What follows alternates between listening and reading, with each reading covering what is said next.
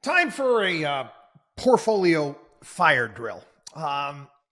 Last week, early last week, we talked about risk in one's portfolio, managing one's risk. And you never, ever, ever want risk to lead to ruin.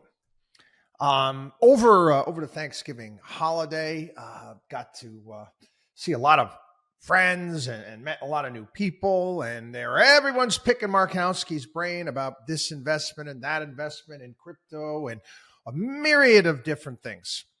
And again, everyone looking for some sort of cookie cutter type of answer, and everyone's situation. And I try to present this again and again. Everyone is unique and different. Everyone's risk tolerance is different.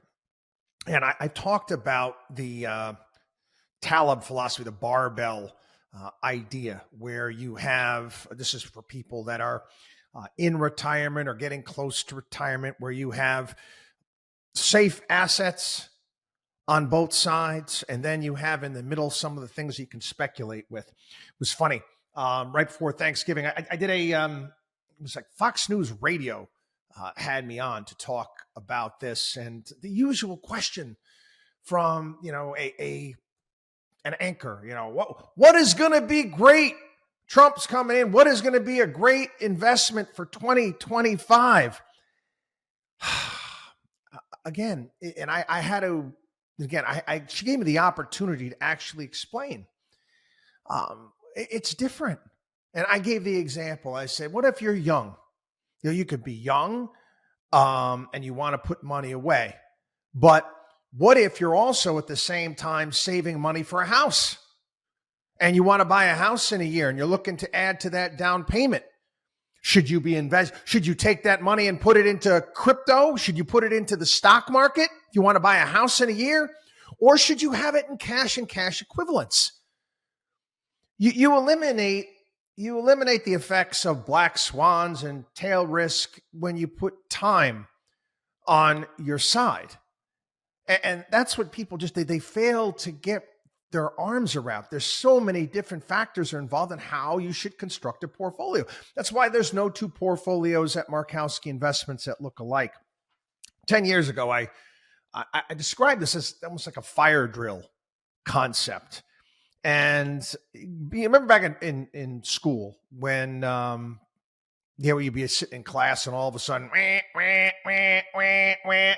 you'd be excited if you get you to escape from a test. But and I was in upstate New York. Sometimes that fire drill would take us out in the cold.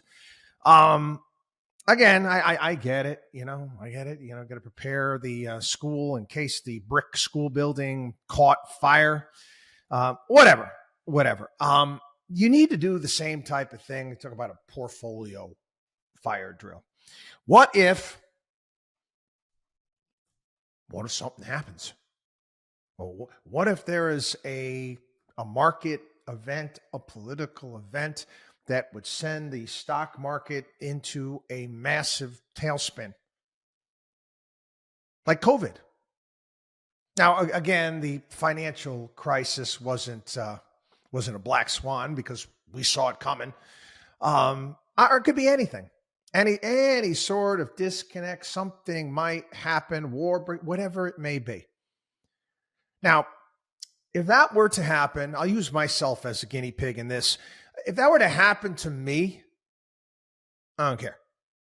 I'm going to be honest with you. It's not going to matter. I'm not worried about that black swan or that tail risk at this point in time, because my time frame for the money that I'm putting away and saving my portfolio is I'm not going to be touching it anytime soon.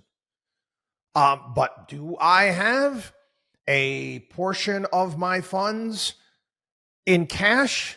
Sure. Absolutely we do. There's no doubt about it. Again, if you are someone that is going to need to access your funds to live on, you don't want to go to your portfolio, especially when it's down, and say, what do I have to sell to pay bills. Never, never, never, never, never. That's not something you want to do. And again, this is all about managing risk. You know what